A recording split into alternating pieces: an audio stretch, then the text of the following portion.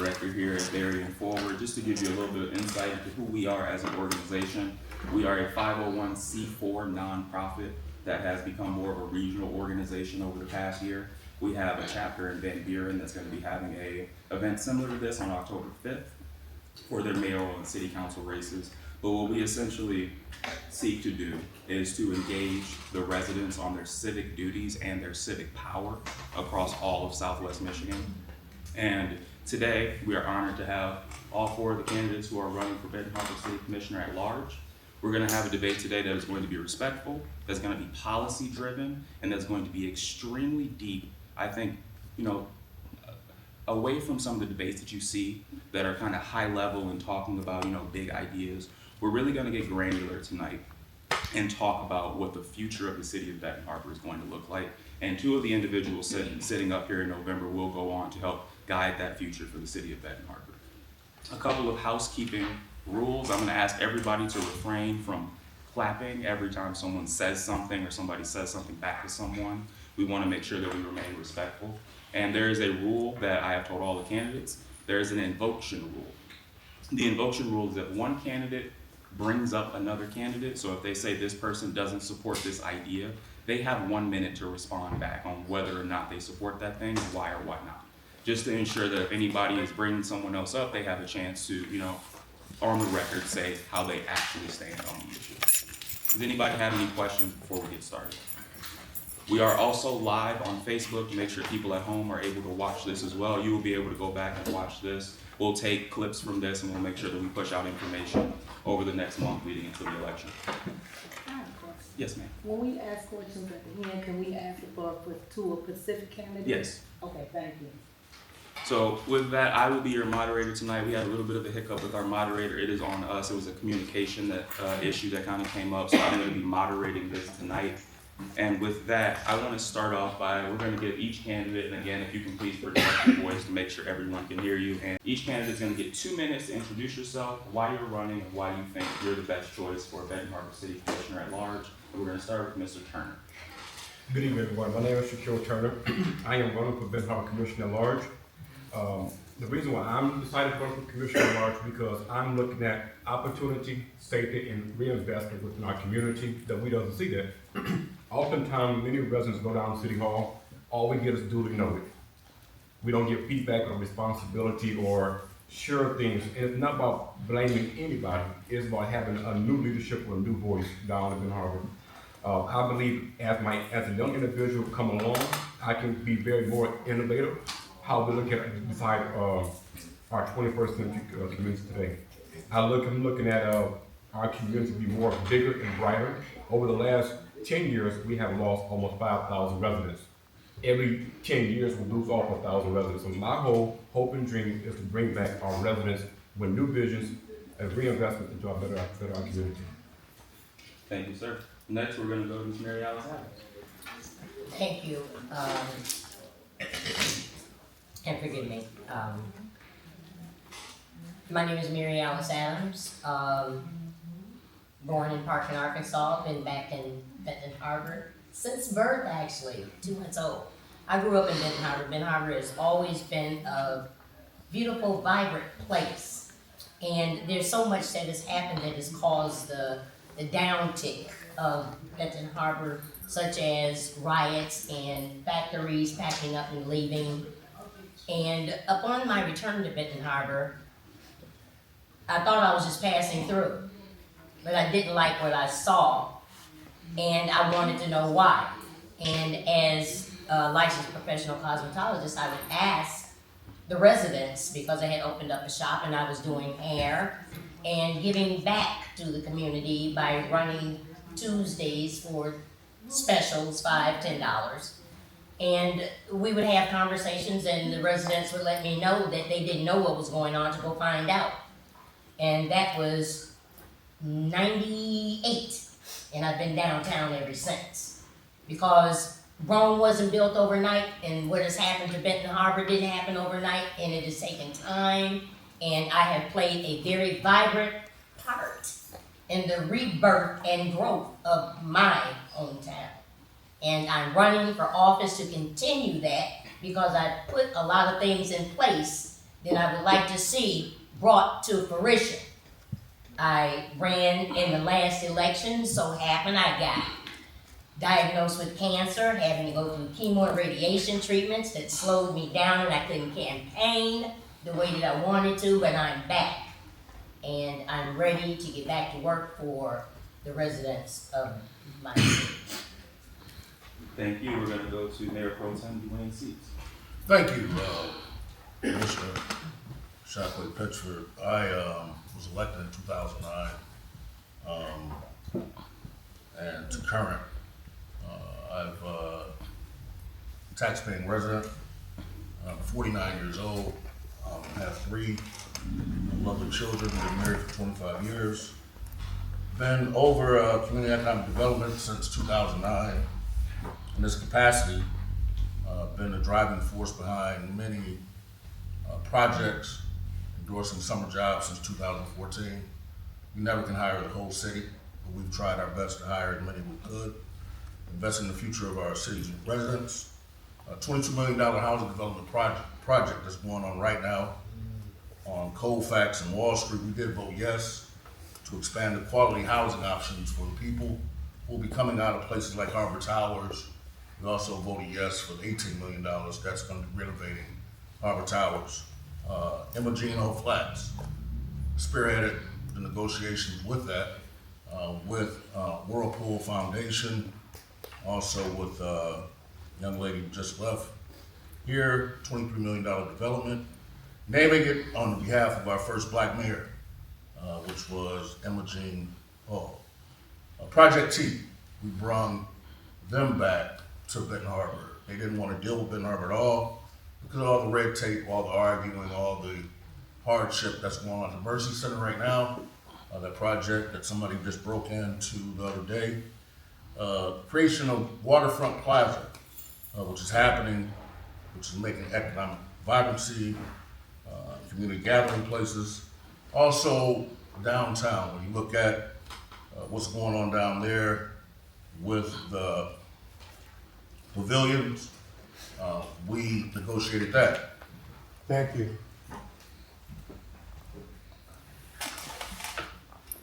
Just to give everybody a sense, Mr. Johns is keeping time. We do want people to keep to the 2-minute rule, but you can finish your statement, sir. Well, I didn't, I apologize because it was just some rhetoric, but, $2.5 million Harbor Town development from Market Street, NSP 2-1, NSP 2, over $100 million of projects since 2009 has been going on. And I think the biggest information that's been given has been misinformation, and we've had a balanced budget for the last 10 years. Thank you. Thank you, sir. And we will finish with Ms. Deidre Fields. Good evening. So again, my name is Deidre Fields. I'm running for Commissioner Law, ultimately because I've been asked by the community. Because with my various engagement and connections with the city, I have been asked in various capacities, how does politics play a role in the decisions that are being made, or the activities that we have, or the solutions they are designed to receive. And so I'm physically out helping, listening, and serving to individuals. Actually, I had got caught up at an event that I hosted earlier today that basically for me purposes, it took longer. I had to regroup and do some other things in the interim, but I mean, my whole life, every day is service, advocacy, and being in the capacity where I'm listening to the residents as to what their needs are. Politics is beyond voting. It's actually the engagement that you have so that you would know what or how to vote for that matter. So at the end of the day, my heart is with our seniors, our children, and I can't ignore the challenges that we have in regards to mental health and homelessness. So to many, our neighborhoods or our neighbors are struggling, but I'm committed to like connecting and collaborating with individuals to bring resources, partnerships, and solutions that will provide real hope and healing, because our city is hurting. They're hurting. Ultimately, they are feeling left out. And so again, I've been asked to fill in a gap. And so when I know the great work our city has done across, and the work that has been done across Michigan, but yes, I'm prepared to continue on the right path, right, which is again the transparency, accountability, and inclusion. So for the sake of it not being my vision, but the community's vision, and how does that look, and how do they feel connected? I'm making sure, and again, I'm filling in the void that I've been asking. Thank you to everyone for those opening statements. To give one last broad overview for those who have entered, but Berrien Forward, though it is a regional organization that cares about civic engagement across Southwest Michigan, we have been and are housed in the city of Benton Harbor, right on Main Street, and we have been since we started the organization, because I believe this is the heart of Southwest Michigan. And I believe that the political power that we build here is going to have a cascading effect across the region. So with that, we're going to go into our first topic. The first topic today is going to be infrastructure. It's a big topic in Washington state, and I think it's a big topic locally. So I'll pose this first question, and then I'll ask each individual person to start responding to it. How will you ensure federal, state, and local partners will continue to partner with the city of Benton Harbor to improve infrastructure? And on top of that, what do you believe are the biggest infrastructure concerns in the city of Benton Harbor moving forward? We'll start with you, Mr. Turner. And I can repeat the question if you need me. So for me, the biggest issue with infrastructure is that we need to find solid grounds. In City of Benton Harbor, we don't do what's called an overview construction. So right now we have all these projects going on. No one is denying the fact. The issue we have with these projects is they're half done. So what I mean by that, if I go down the street and it's not meeting the curve, that's a big issue for me. So when we get the federal dollars, my hopes and dreams is that the federal government will continue to increase it day by day for us.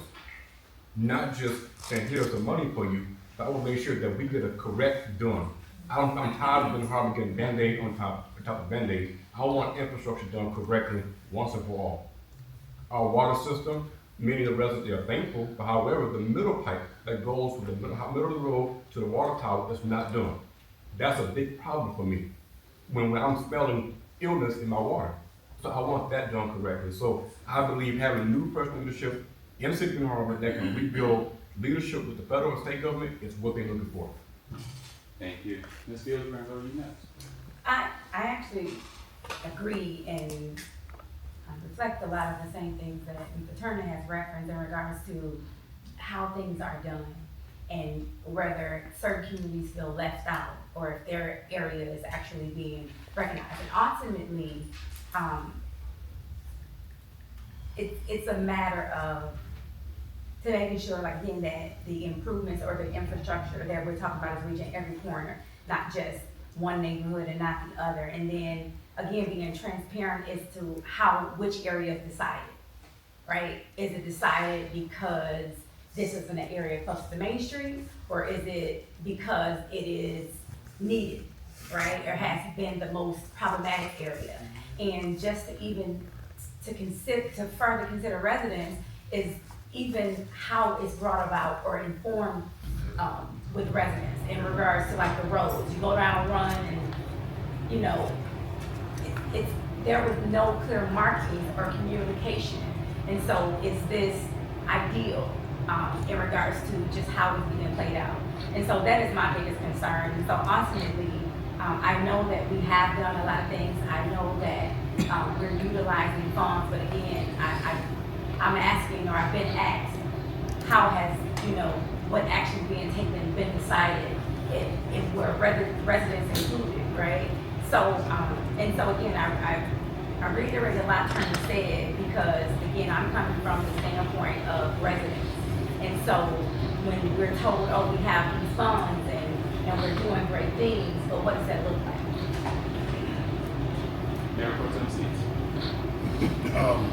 Well, let me first start off by saying infrastructure is something that's day-to-day use. Water, sewer, telecommunications, other things that people utilize day by day. Certain areas have been tremendously improved. And what we make sure of that when we fix the road, we fix the infrastructure. There are certain areas that in the inner city, what we did make sure when they fixed the lead lines, not only did they go from the curb, they went to the house, and now they're going from the house to the faucet. That's for day-by-day use. I can say that 100% of the lead lines have been replaced. Infrastructure also our sewer lines. You'll see one throughout the city.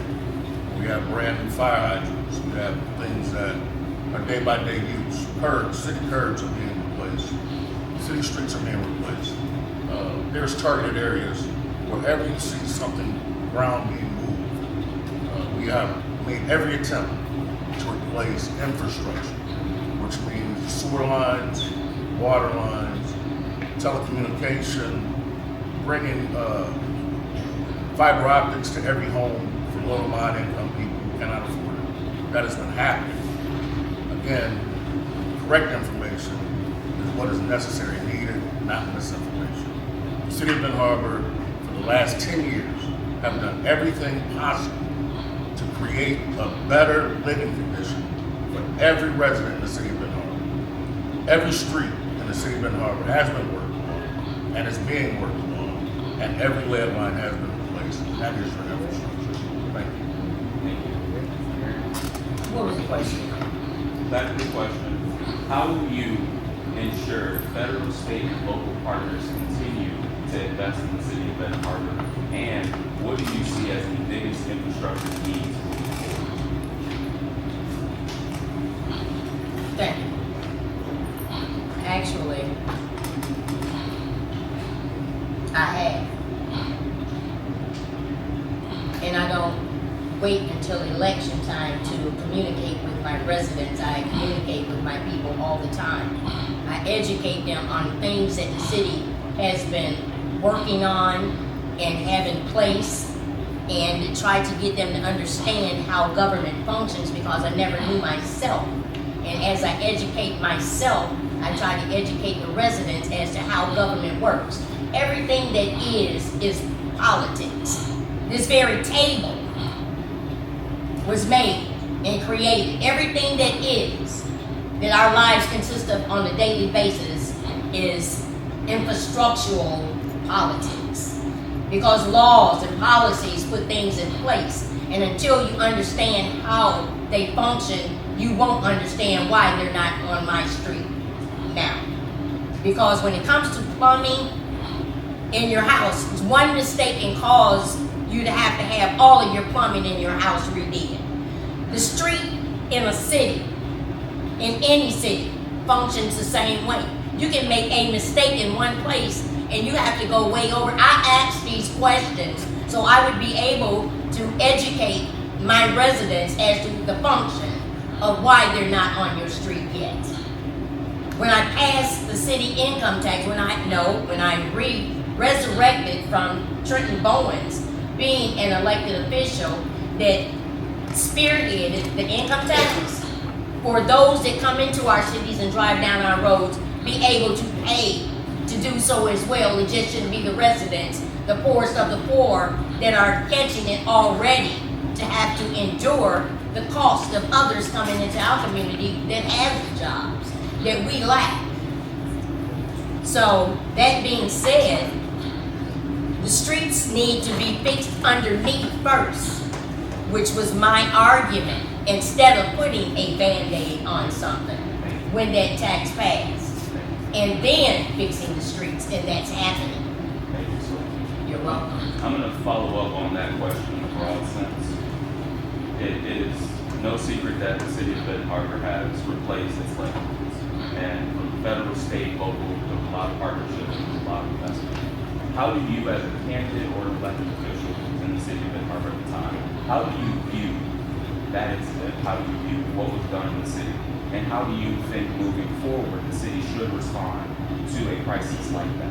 How would you communicate with residents? How would you operate as an elected official? So for the three that are going to be elected, that question is more in the lines of what would you do if you're in that position, or you were already elected? How do you view what was done? And I will start with you. I do appreciate the question. It took partnership. It took us reaching between lines. And like it or not, when it's time to get something done, you have to have friends. And for the federal, state, it took the administration, the governor, the president's office. It took this community coming together as a whole. There was a lot of door-to-door. State Representative Andrew, also other partners that came and said, we need to make this right for the city of Benton Harbor. That's the reason why we got it done quicker than Muskegon. That's the reason why we got it done quicker than most areas. And that's why we've been a focal point of the United States of America right now, because of how we handled the crisis and what happened. We educated and communicated, and every door was knocked to tell them. And people were also misinformed, and a lot of other things were happening. But we did make sure. And we're the only city that they came back and said that not only are we going to take your lead lines out, but we're going to remodel your houses, we're going to give you new windows, give you new doors, get the lead out of your house totally and completely. And it was removed because of the partnerships that we had with state and federal officials. And some people still voted no for that. Mr. Turner. I mean, it's a good question. Me personally, I feel as though many of the Benton Harbor residents was not communicated to us effectively and timely. We waited until it happened, an emergency crisis, when we should have taken better steps. I agree we should have better friendships, but however, Benton Harbor residents was not informed when it first was brought to the city commission's attention. We should have addressed it then and made sure we have a partnership even with states like Michigan and the federal government. And I don't care what administration's in there, Republican or Democrat, we should have made sure they was aware of the crisis in our community. Thank you, Mr. Turner. Speak. If we're representing our lady, is that what we're? Okay, so again, reiterating that something was done after it was noted to be a major issue. It had been being expressed to public officials, water had been brought before different public officials, and nothing had been done until it had. I feel that again, communicating with residents should be first and foremost. And what the monies that we received were almost automatic, right, to resolve the issue. It wasn't as if there was a special relationship that had made it happen. So again, I feel as though that when we have relationships with our residents, and then when we are being transparent and acknowledging them when they're reporting issues, I'm trying to stay on top of it to not go off on a tangent in regards to basically it had been being expressed for quite a bit of time, even by water plant officials, and it was not necessarily addressed until it was. And so our relationships as a result of requesting the different breaks where we see water bill breaks, where we were actually, and we are doing all the different lead pipes and things of that nature,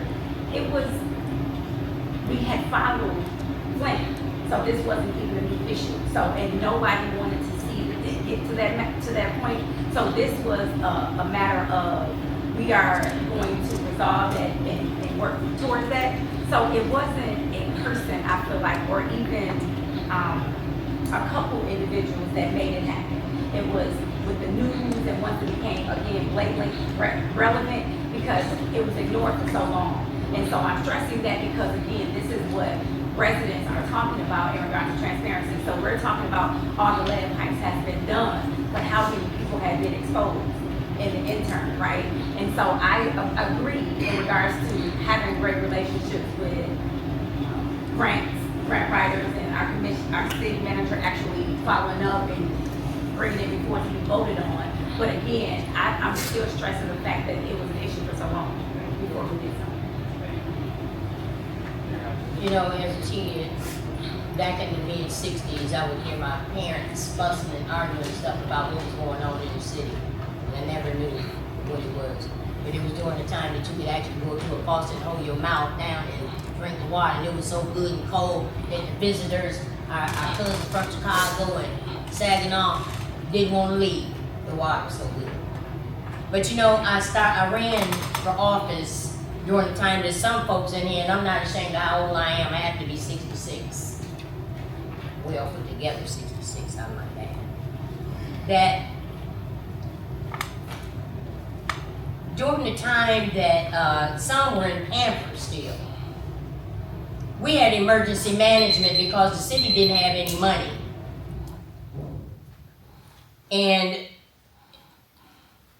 we had busloads of folks from across the country that helped us here in Michigan, up in Washtenaw County, march to Governor Snyder's office for the crisis that was happening with the very democracy that's allowing this.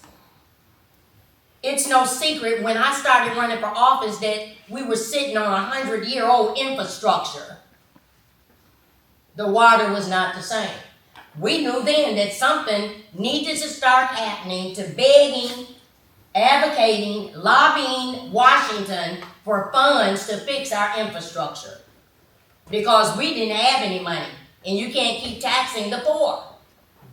See, until you understand how this thing really works, it's easy to say what I will do. What will you do? How will you do it? Because it's going to take weeks.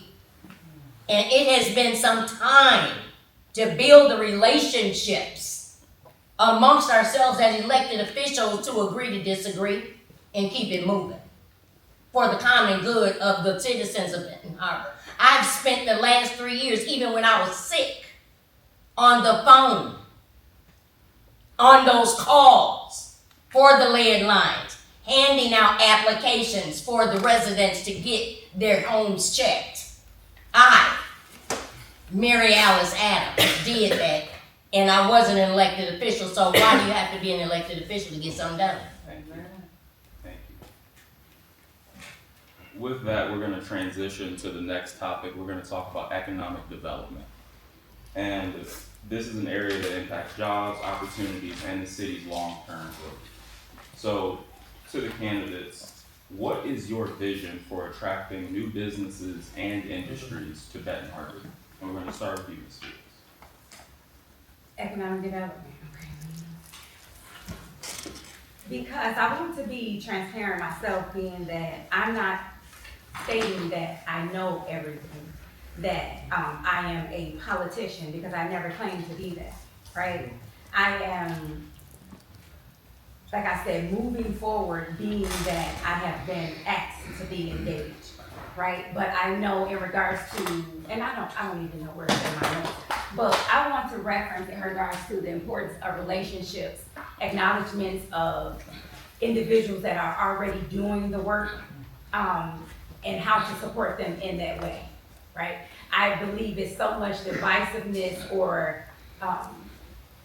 exclusion that growth doesn't happen naturally because it's not invited, for lack of a better word. I feel there are several staple individuals, more or less, that are connected, right? But then there's, like, Main Street businesses are prominent. We know that different individuals have businesses that grow, but then how are we fostering the grassroots individuals, right? How are we connecting with them and learning how to actually help them to advance? Do we have any funds that allow for that? And then if we do, are we convicting those that are a part of programming that allows for some of the income to come to them? Or are we judging and trying to be decisive in regards to how they're going to use the funds? If the work is being done, if businesses are growing and thriving, how are we supporting them?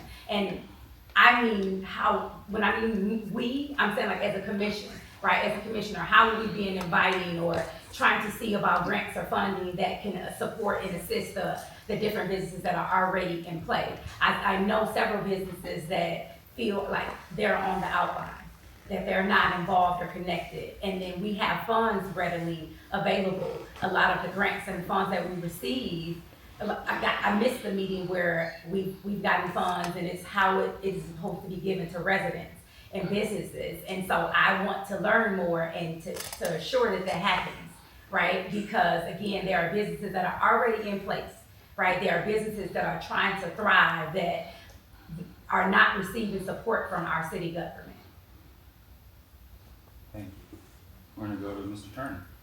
So we look at economics, of course. I work in transportation, so I look around the world. I look at other cities outside of Benton Harbor. I'm looking at Chipotle, Five Guys, Soul Food, all type of restaurants that can come to Benton Harbor.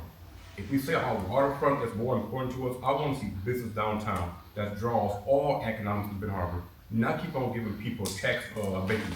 When I got off 94, I want to make sure I don't want to stop in Benton Township. I keep on traveling down to Benton Harbor and get some good soul food. I can go to Chipotle in Benton Township. Benton Harbor. I want to make sure that we have the right economic that can bring up and make sure that our general fund is not a negative. I want to make sure we have a plus in our general account, making sure we have economics that we can sustain as a community. I'm so sick and tired of we getting all this type of tax breaking for this developer. I want the developer to pay. I'm coming to Benton Harbor to build and making sure there's revenue in our account. So again, we need revenue such as soul food, Chipotle, them type of restaurants can come to Benton Harbor and make sure that we have businesses and jobs for our residents. And I want to do this often, but I want to follow up on that. Could you talk to me about what could you do as a city commissioner, a commissioner at large? What would you implement? What would you do to help spur a Chipotle or one of those businesses to pick that? Well, we can reduce their water bill. We can help work with AEP to reduce their electric bill on them. We can make sure that they have different tax incentives in the city of Benton Harbor. Versus giving people 25 years of a tax break and we get nothing, I can't go for that. Thank you, sir. And like I said, I won't do that often, but I want to give every candidate a chance to flesh out their ideas so everybody gets a sense of where they are on the issue.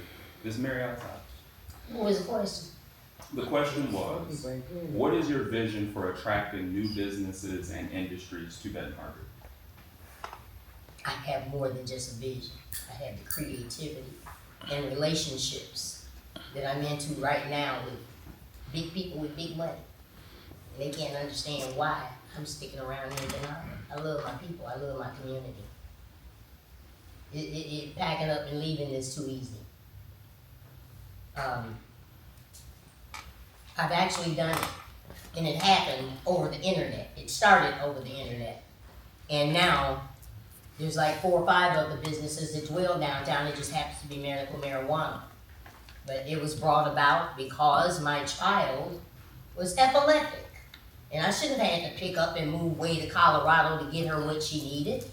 It should be readily available just here. And then when I saw the bigger portion of the picture, we have people in our community that leave in and go spend their money at casinos. So in the crime, there hasn't been any. But it has created jobs. And it has added a tremendous amount of money to our tax base, which I tried to put into a separate account towards reparations, towards getting other things done that our children need. And I will still fight that fight. But I will also not stay stuck on one thing. I find it hard to do because I'm creative that way, being a licensed professional cosmetologist. I create, I'm a thinker, and I know how to think outside the box, and that's what you have to do as an elected official, because our job as an elected official is to legislate and to make sure that things stay in place. Our job is not to do what some folks think it is. I'm totally confused. But I have some things in the works of people that are actually looking at Benton Harbor.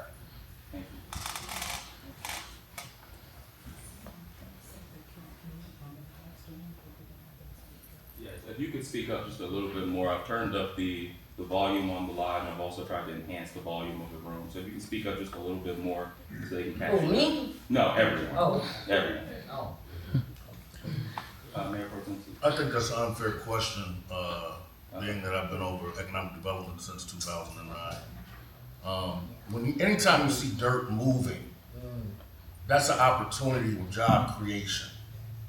We as a city, it's not our responsibility.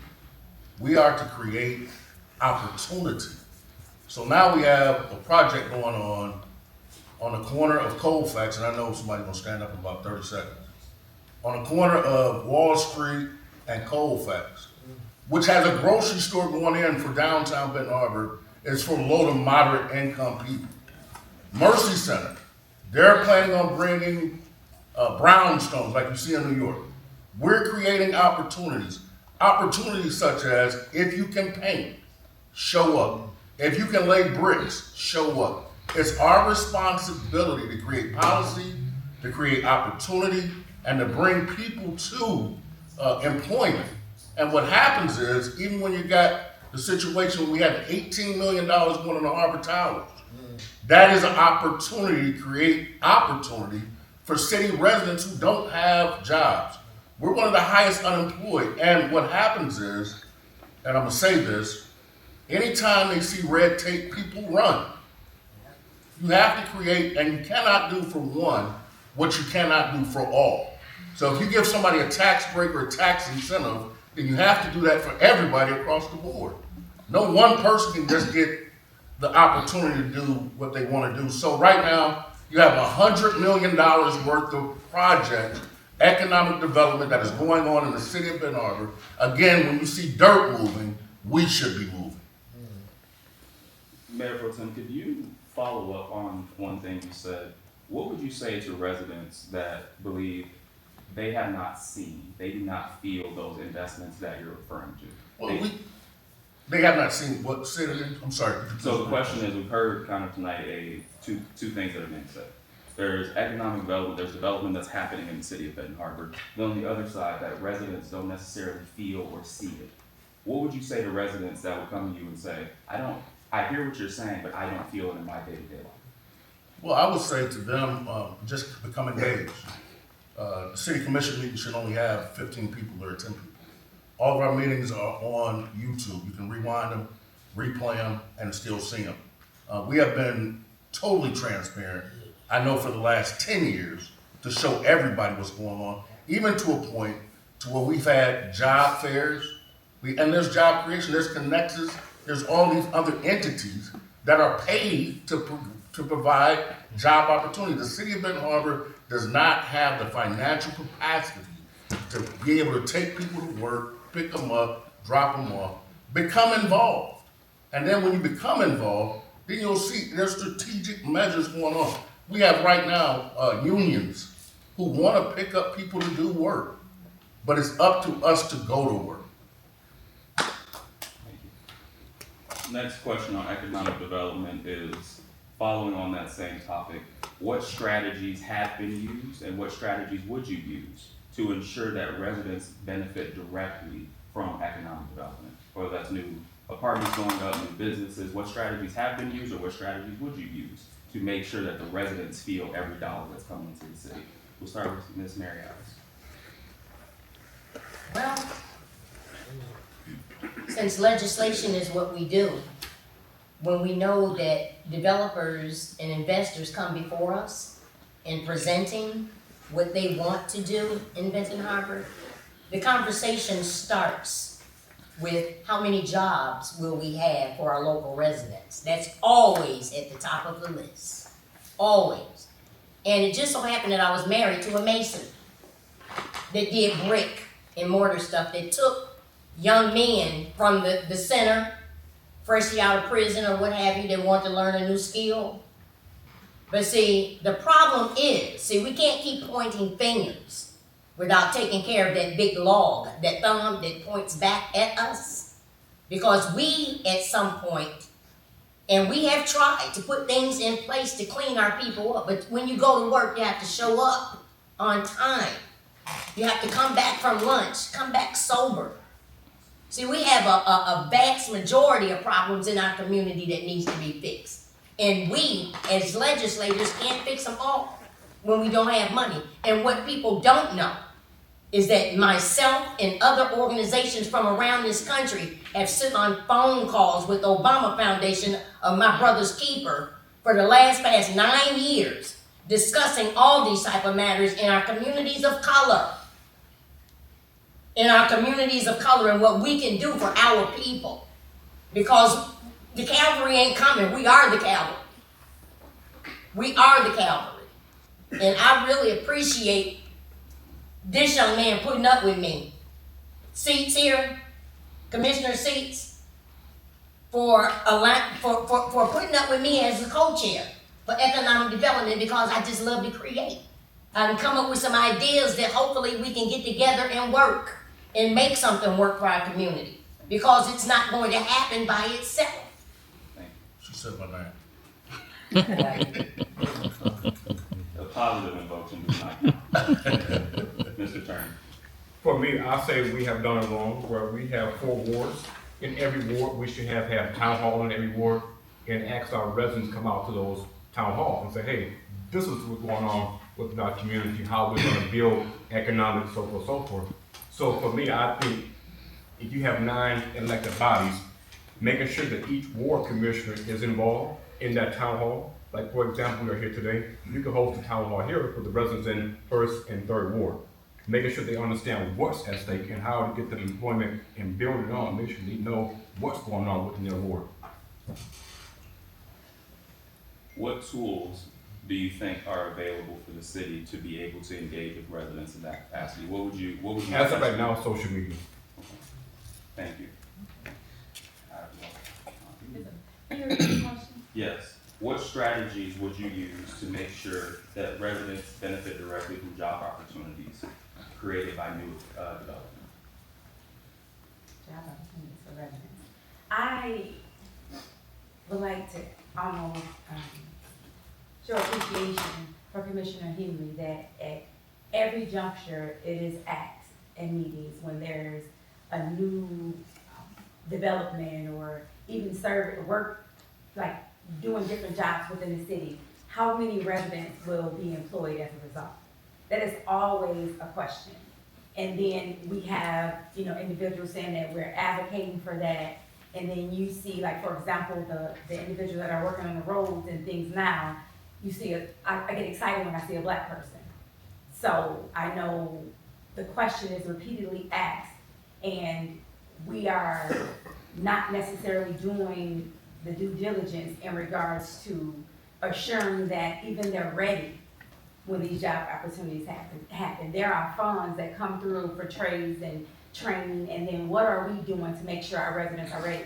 Because a lot of times the answer is, well, they weren't qualified, or they didn't know how to do this. But jobs don't come about overnight.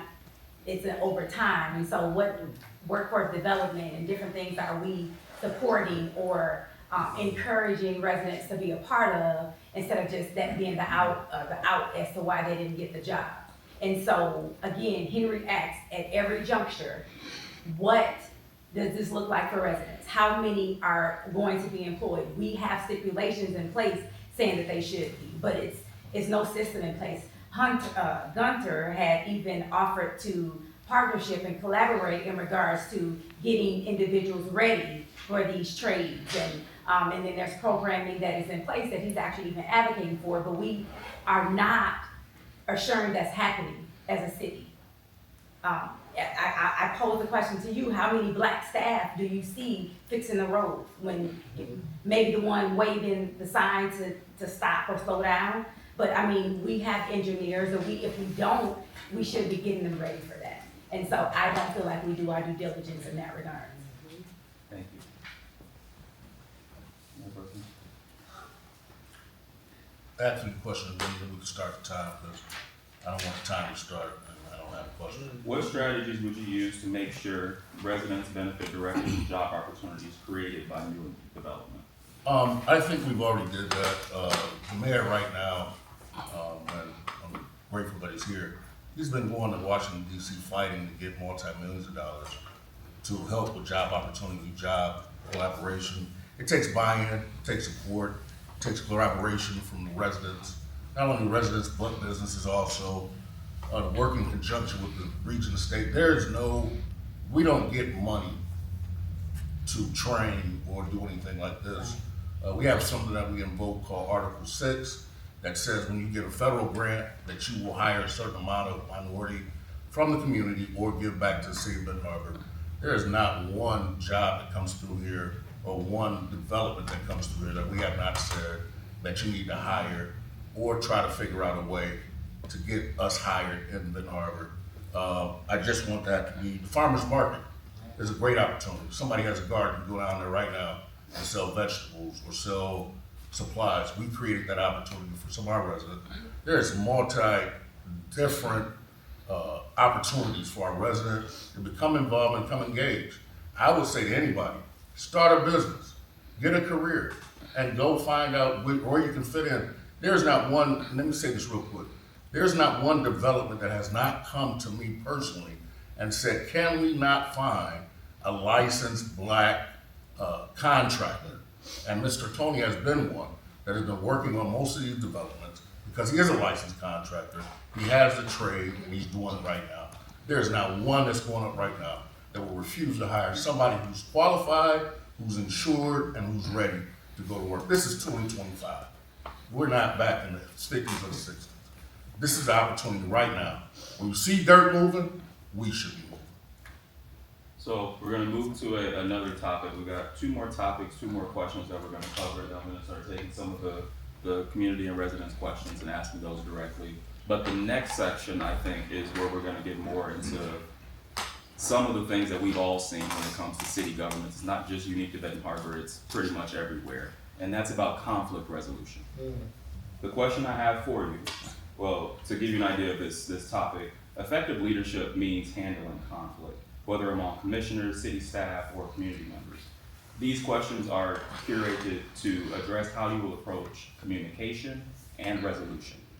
So the question to you is, when commissioners disagree, what approach would you take to resolve conflicts and keep city government effective?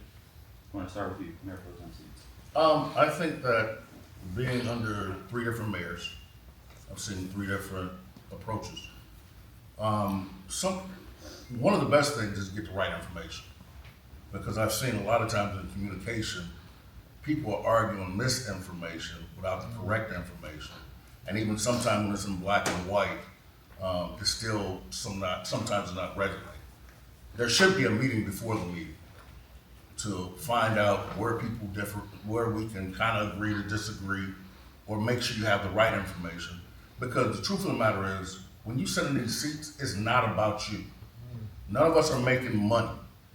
This is more volunteer than anything. It's for the betterment of the youth, it's for the betterment of the residents, and it's for the betterment of the seniors. This is really not about you.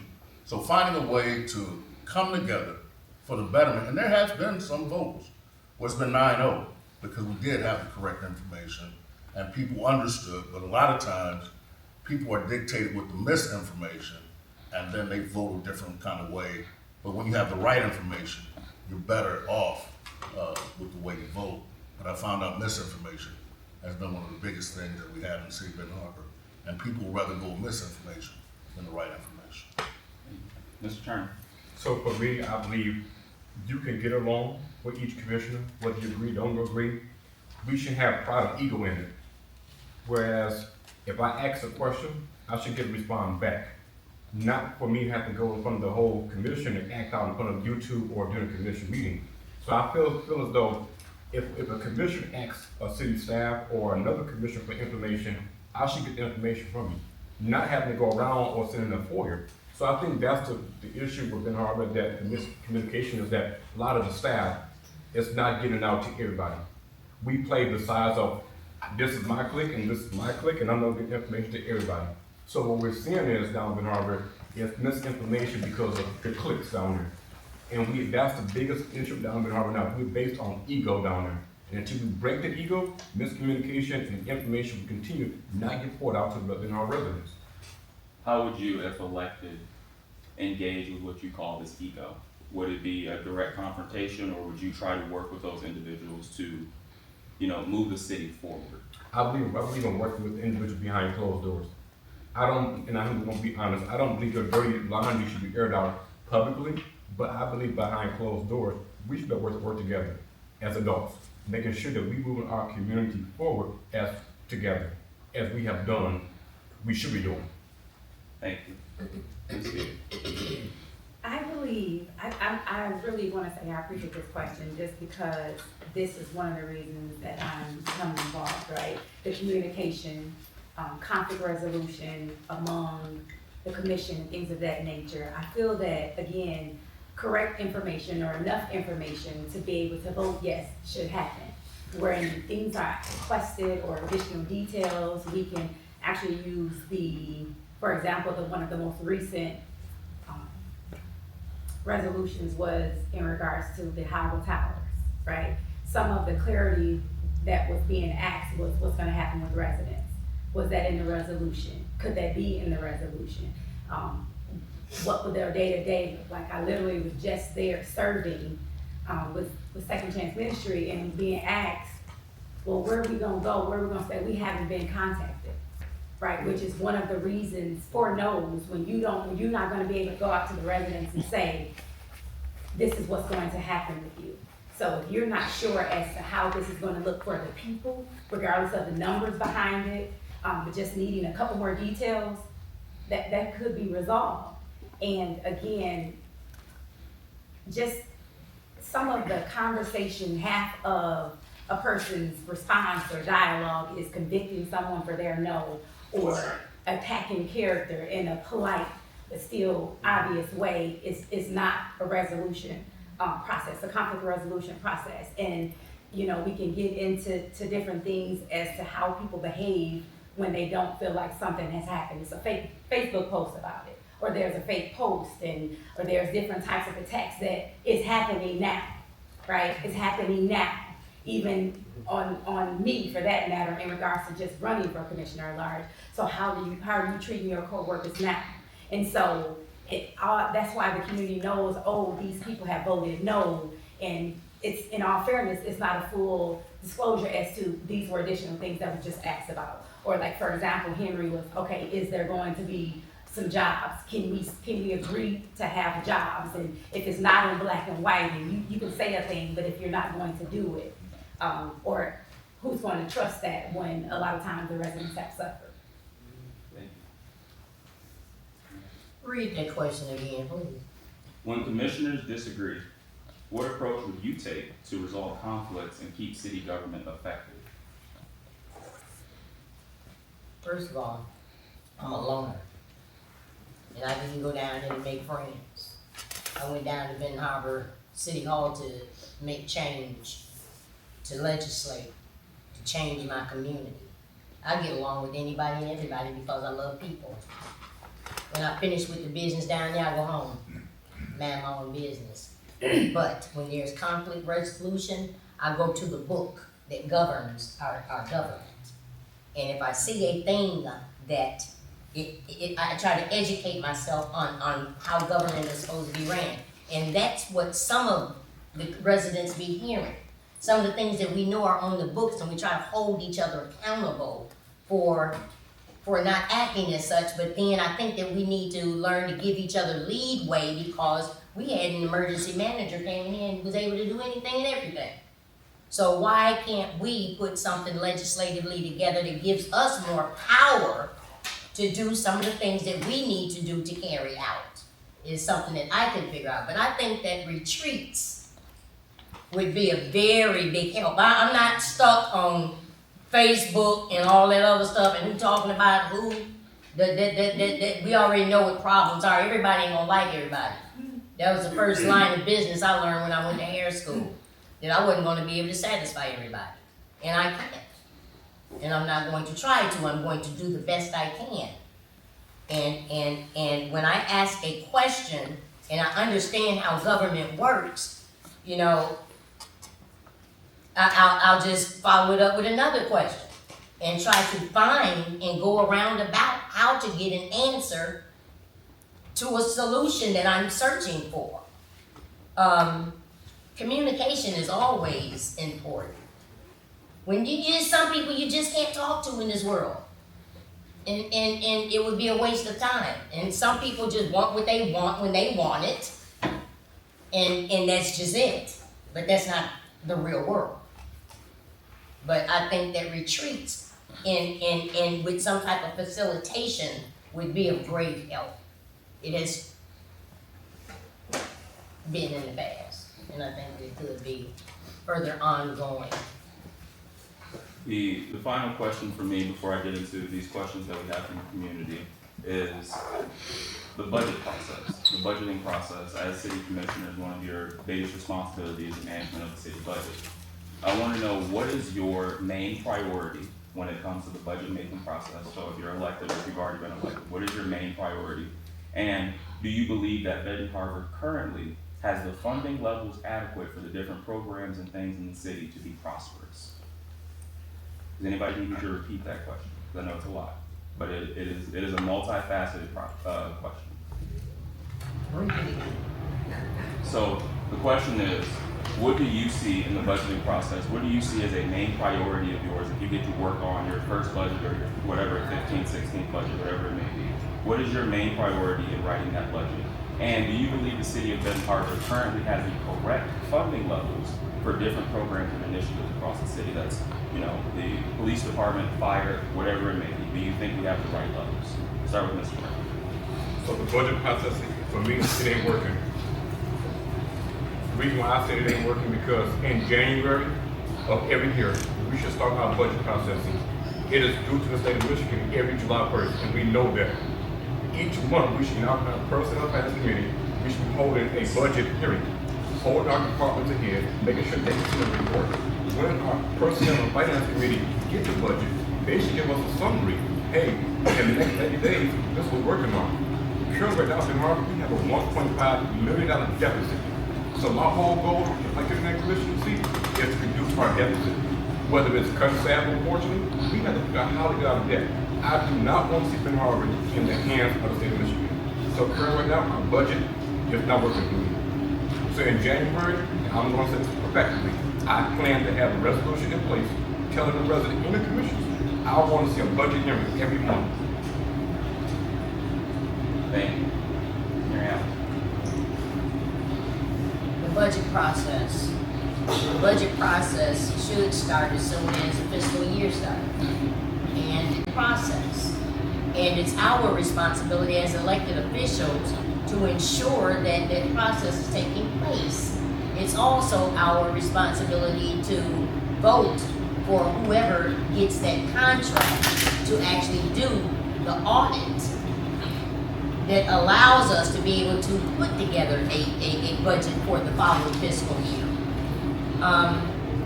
The process itself has been flawed, and I think anything can be improved. And it takes a majority of the elected officials to ensure that that can happen. And it has been, because there is no deficit, and Benton Harbor has been clear for several years now. The problem is we just don't have the money.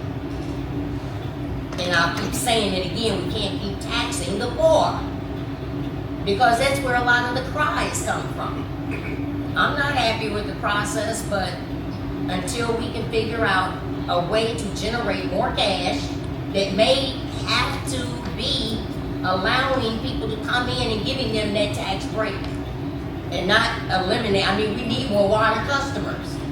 I'm actually I went on a convening with 97 other communities across the country with the Obama Foundation last week over in Chicago, talking about a lot of these various issues of growth in our community and funding and jobs and everything else that it takes for our communities to strive. I mean, it's a lot. And if I could follow up on one thing, what in the world where you're curating this budget, what would be your main priority? My main priority would be making sure that our school system that has pretty much the same problem, where our children need to be educated to be those that run their own water plant and other prospective places to ensure that that money is staying in our community if they choose to upon graduation. That's pretty much the only thing I can think of is educating our own and enticing those that have went off across country and went to school and come back home, but not to just take over like they know everything, but to come back home and make a positive difference working with everyone. Well, I will say that we do have a balanced budget for the last 10 years. We're not in receivership. We have not had anything come from the state saying that we are running a deficit. I don't know if you can hear me. We do have a balanced budget. I don't know where we've had a clean audit for the last 10 years. What has happened is our water plant, when they came in and said that St. Joe's gonna get their own water system, Benton Township was gonna get their own water system, Benton Charter Township was gonna get their own water system, we lost water customers. Our biggest deficit is coming from the water plant. not from any mismanagement. Nobody got a credit card, extra car, none of this other stuff is happening. The water crisis, when we told people not to pay water bills, somebody still had to pay for the maintenance, somebody still had to pay for the employees, somebody still had to pay for everything. We had opera money. And knowing now that Trump's in office, we have to, everybody gonna have to tighten up their belt, whether it's a city, and it's not just the city that has economic problems. It's the state has economic problems. It's the federal government that has economic problems. So it's not just something solely that's happening in Benton Harbor that's a problem, but there's creative ways. Again, when you see dirt moving, then you see taxes coming. These people will pay taxes. These people will pay city income taxes. These people will pay water bills. It's bringing in more water customers. All these multi-million-dollar investments will start yielding to make the budget better. It's not gonna happen overnight, but we have had clean audits. Every audit has been clean for the last 10 years. We had to take money from one place, push it to another, just like in your home. When you have a rainy day fund, my mother used to tell me like this, make sure you save money because you never know when the time gonna come when you have to use that money for something other than you created for. You might be saving for a vacation. Your dryer might go up. You gotta take the money, push it to another area to make sure that your budget is still balanced. That's what's happening in the city of Benton Harbor. There's no mismanagement, and I tell you this, 100%. Somebody would be in prison quicker than feeble going south if somebody was stealing money in the city of Benton Harbor. It's not because we have the money, it's because of what has happened during EFM times. You cut us to bare bones. You don't have staff to keep us going right now. So thank you.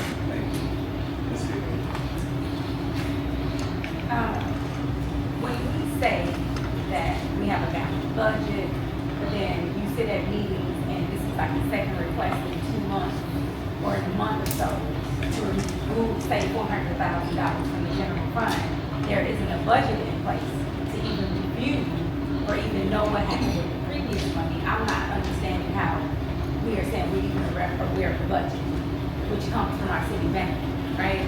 So, and then with even recognizing Commissioner Henderson having questions, saying, okay, what exactly are you going to do to help with our budget, right? To generate, are we gonna stop? I remember her even asking, are we gonna cancel some contracts? Are we gonna, I don't feel like the process should be, say, creating in different ways to tax residents. So $20 for a TV box, you know, I don't, and given, say, for example, Avalanche, one of the ones making the most amount of money, the developer, or the one that's revitalizing our city, a tax break, that's some income we could have. So I'm trying to understand how are we deciding what to, or creating jobs. Like there has been 2 other jobs that had came to the city, but we didn't have money, and it wasn't in public safety initially. But I'm just trying to understand how we have a balanced budget, but we have to keep borrowing from the general fund, say within a 2-month time frame. And then again, Sharon had even asked, Commissioner Henderson had even asked, well, what are we doing? I feel that we're not necessarily even holding individuals that we hire accountable, right? The commission hires 2 people, one of them being the city manager. How are you asking him? How is he actually doing things that you're inquiring about? So when he brought forward asking for more money, and it's like, where's the budget to say what you did with the last amount, and what are you gonna do with the next one? So I'm not understanding how we are all aware of a budget that we didn't even have in place. Thank you. So we're gonna move on to resident questions. And I'm gonna preface this by saying these are questions directly from the residents, and some of them are for specific candidates. I'm gonna ask that question verbatim. This is your opportunity to respond to that question, and this is your opportunity to elaborate on some of the points that are made in that question. This first question here is for Ms. MaryAlice Adams.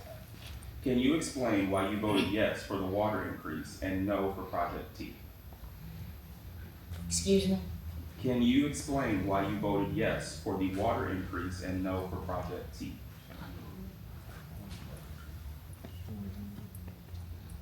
That's, Again, these are not coming from me, these are okay, from residents. those are not true statements. Then please, Yes, elaborate. that's one of the reasons why all the years I fought to have, eyes in our chambers so that the residents can see their representation at work and who's voting for what.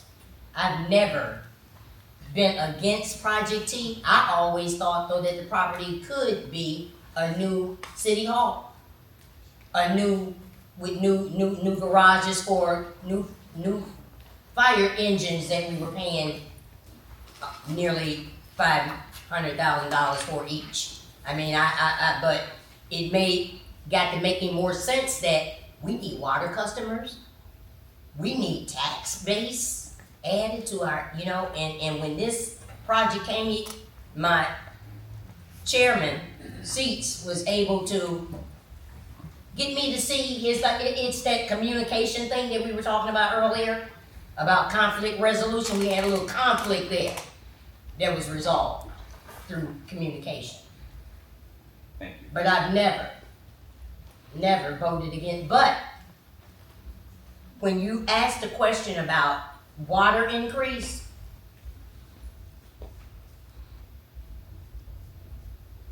there was a $5 million bond that was needed to start on some infrastructural stuff. And it might have been about 8-9 years ago when we kept having during the winter weather these breaks, these main breaks, and our skeletal crew out working in the depth of night to fix them. We didn't have any money, still don't.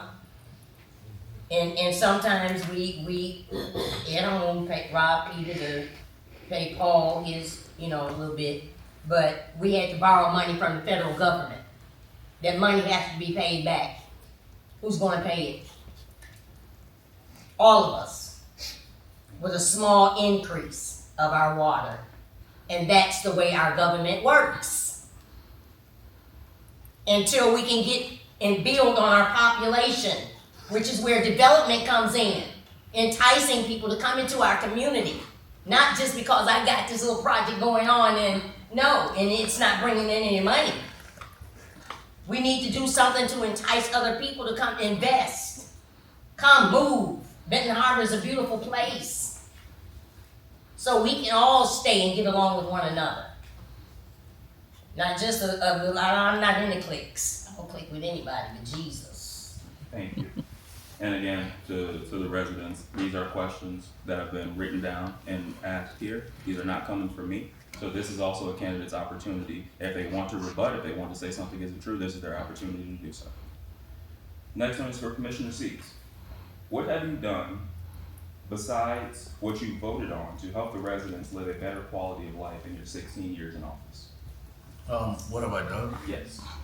We were also part of Robo, which is resident business opportunities. I've been licensed in all kinds of different things. I go to the jail once a week for the last 16 years, speaking to people who are incarcerated, making sure when they get out of jail, partnering with other entities to make sure that they get on solid footing. Been doing that also for the last 15 years. The list goes on and on and on. I've helped in tremendous ways to help the betterment of the residents and made sure that nobody was, again, left behind. When the school was about to go under, and you look at the videos, look at the tapes, who went down to Lansing to make sure, and was a power broker. Let me say this, I was not the power broker, but my mother was a power broker to help bring everybody back together. Had a meeting at Brotherhood Church of God in Christ to tell them we will not shut down Benton Harbor area schools. I've walked these lines many times, and I'll do it again, and I continue to do it. The unfortunate part is, again, it's the misinformation, and I don't have to parade what I do. I've been a homeowner for the last 23 years, and I've owned 19 units of property in this community. I am a taxpaying resident in multiple ways. So I've done a whole lot to make sure that people are advanced and to try to bring back education processes. I've even fought to try to bring back the curriculum where you have wood shops and all these other kind of barriers that we used to have, automotive. And lastly, in Berrien Springs right now, there's a program that's going on where the youth are building houses. I talked to the new prep superintendent about it. Their students are building houses, and when they build a house, they sell a house.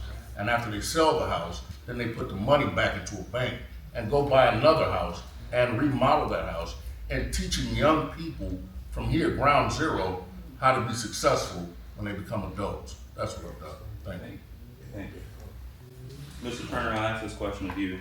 We've talked about misinformation, which is a huge issue, and the question for you is, how will you ensure that in your work and if you become a city commissioner, that you are not quoting misinformation, and what will you use to ensure that you are providing factual information to the public?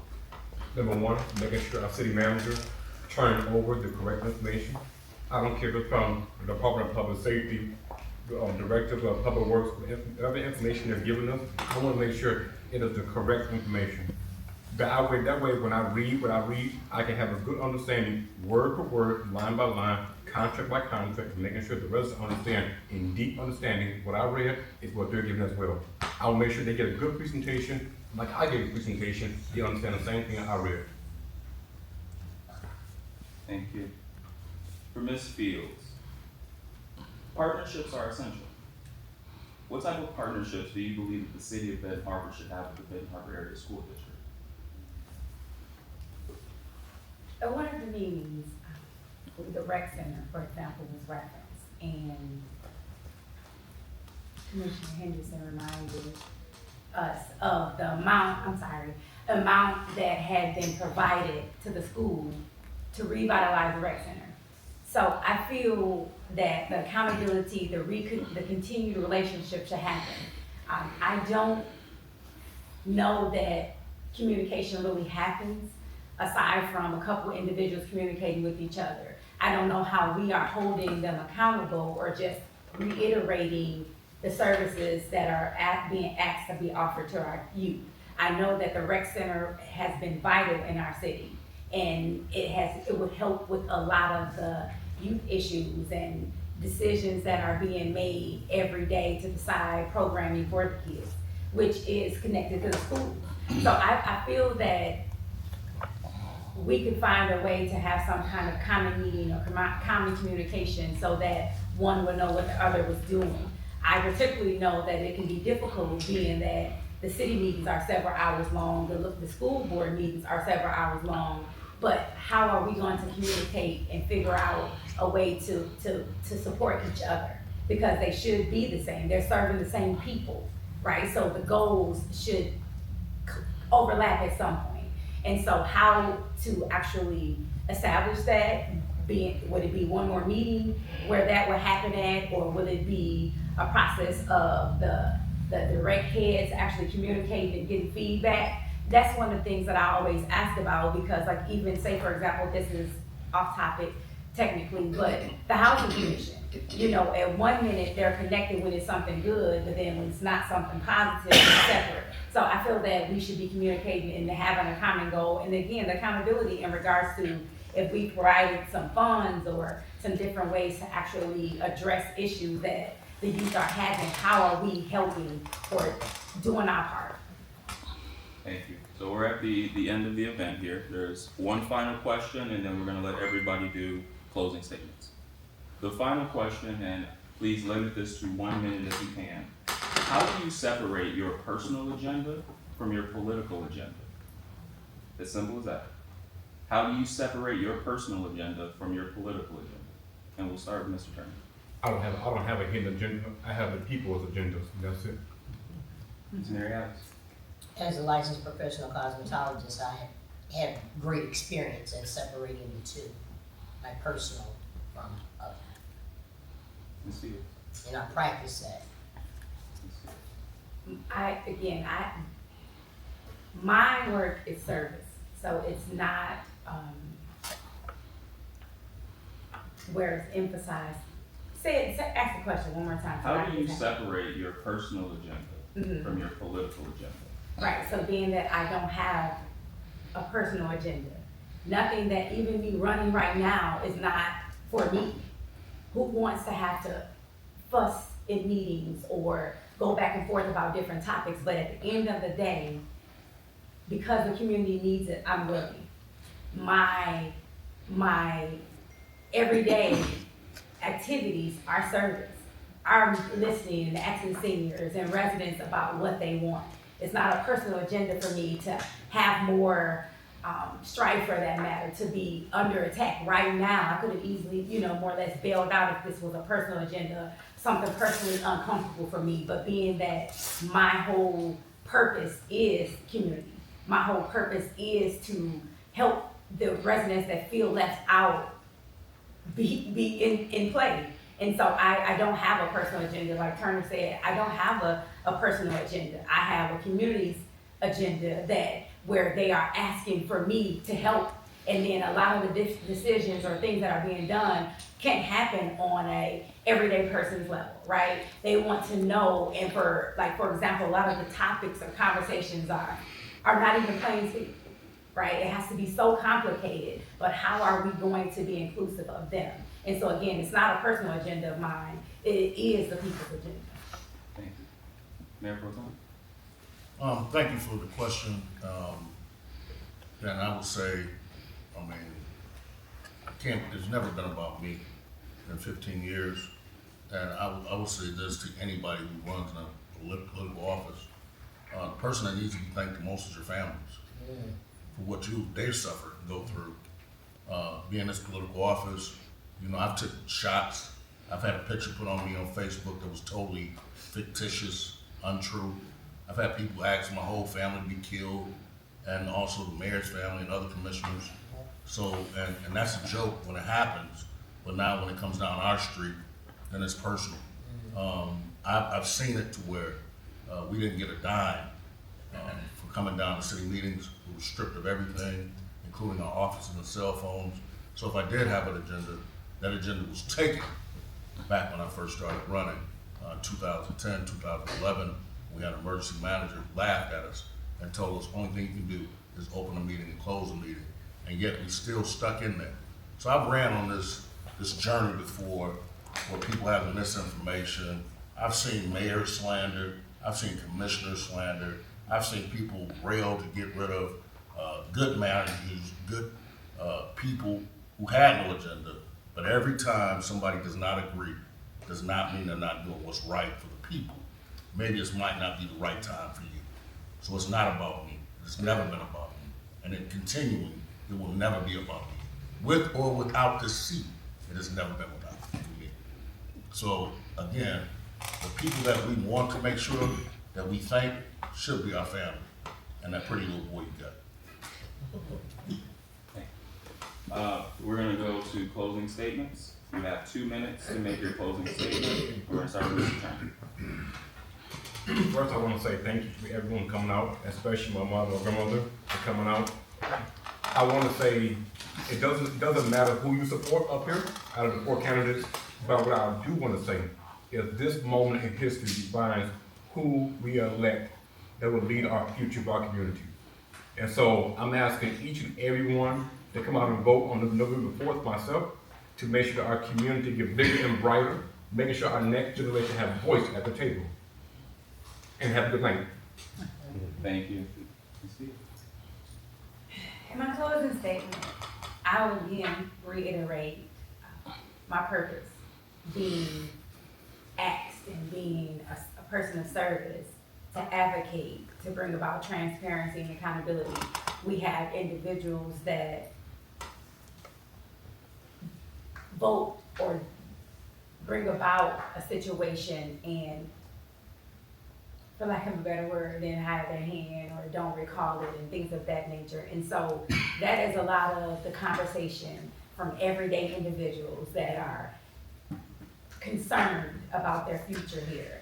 And so I just really want to say in closing that that is my purpose, right? That is why I'm here. It's for the seniors, it's for the children, and it's for our future. So you're voting not on solely on the past, right? Or if you are not happy about the present and you have that conversation over and over, or they're inside, or they're side conversations rather, and then they're not voiced publicly, if you don't do something different, change won't happen. And so I'm basically saying, if you are not happy with the state of affairs now, or if you have questions, or you feel left out, remember that when you're going to vote. And then what happens is that, again, I don't have to do this. I'm not prying, I'm not begging, or any of that. What I'm saying is that if you want a person for the people, and because it's what I already do, right? Anybody knows me, it's what I do. My day, every day, with no pay, is that I actually left a job because they weren't serving our community correctly. And I want to basically be able to do it in my way, so that I'm not having monies that are being allocated but it's going to another county because they were part of the tri-county. I want us to actually hold individuals that are accountable that we have voted in. And if you don't feel they have done that, or if you don't like the state of affairs for our community, you have to vote differently. Thank you. Mayor Pro Tem. I would like to also say I do appreciate Berrien Forward for hosting and being here today. Benton Harbor has not looked this good in a lot of years. And I'm not talking about downtown Benton Harbor. I'm talking about your inner city streets, inner city sidewalks, houses being revitalized, connections with the state, federal government, pick up the phone and call, connections that have been made and have been made to make sure Benton Harbor is on solid footing. And I don't want to say this haphazardly. You don't want a dentist with no teeth. You don't want somebody, a foot doctor who don't have feet. You don't want, Benton Harbor needs a whole lot of different things. And it's not a put down to anybody. It's just saying that we need to know what we're doing when we get there. This is strategic times. You have hundreds of millions of dollars of projects that are going on right now. You have people watching from the federal and the state level who are trying to make sure what happens in Benton Harbor, that Benton Harbor can stay in a solid place. Benton Harbor is only, again, just a few steps back from where the state will come in and say, we'll take you over. I want to appreciate all commissioners, whether it's city, whether it's state, whether it's federal, government, who are working hard, because we have to realize that what's going on in Washington is no joke to anybody. And that's corporations. That's locally, that's state level, that's federal level, that they're cutting out different opportunities. There are many opportunities right now to call from downtown. Somebody who's been given resources, giving money to people who need rent, giving money to people who need electric pay, giving money for water bills. They're crying because their whole business is about to go under. They're about to get out of there because there's no more resources to begin to provide for a real problem that we have for Benton Harbor. Somebody needs to stand up. Somebody needs to support. And you cannot wait until you get on the deathbed to find a doctor in the city of Benton Harbor. You need to make sure you find one right now. Thank you. I want to thank you, Berrien Forward, and all the residents that are present here and those out in the technical world of social media. I am running for office again because there are some people that don't even know that I'm not an elected official. I get calls, people approaching me, asking me questions, thinking that I'm still a residing commissioner. But anyway, I have set some wonderful things in place, knowing that that seat that I used to sit in is not mine. I started a nonprofit so that I could continue the work that I do to make a difference in my community. I did a pitch with the state of Michigan, and so happened I had started and founded a nonprofit to continue the work. Upon that pitch, the nonprofit for this community, it's not MaryAlice's, and I wish you guys would step up and take the lead, a lead role or something, and let's get something done, because I don't think everybody realizes the magnitude of what's really going on coming from Washington. It's like a wildfire burning across this country.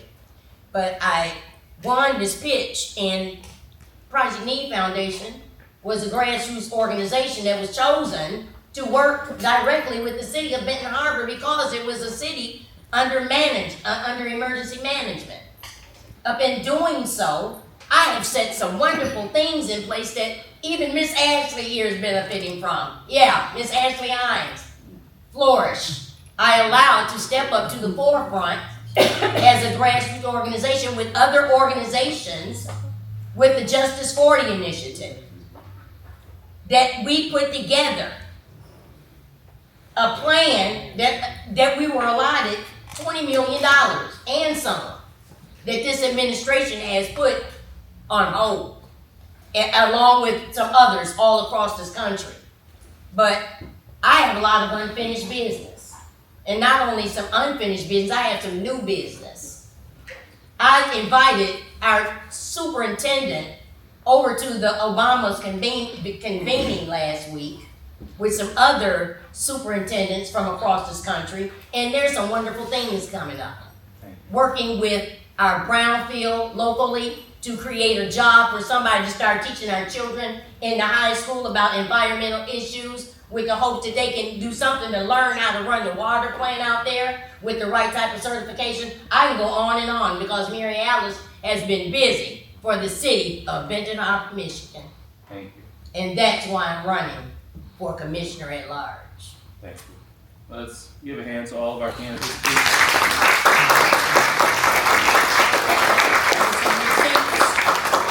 I got him. You got him I will. already. I want to end the event by saying thank you to everybody that came, everyone that's watching online. This right now is, I think, the most important thing you can be doing in light of what's happening in the United States of America, is reminding ourselves that we are people governed by ourselves, that local office, county, city, is extremely important, especially when you see tumultuousness coming out of Washington. We are the last guard in stopping some of this egregiousness, and elections like city council elections are the most important thing right now, because you have to have guardrails, you have to have people in place who are ready to step up to the plate and continue to push investments forward. They can cut all they want, but when you're smart and resourceful with your resources, you are able to keep thriving as a community. So in this election, make sure you take 2 people, 3 people to go and vote with you. It is important that we have high turnout. It is important that we continue to get people to see that there is no such thing as an off year. Every single election is now the most important election of our lifetime. And that will be that way for the rest of my life and the rest of yours.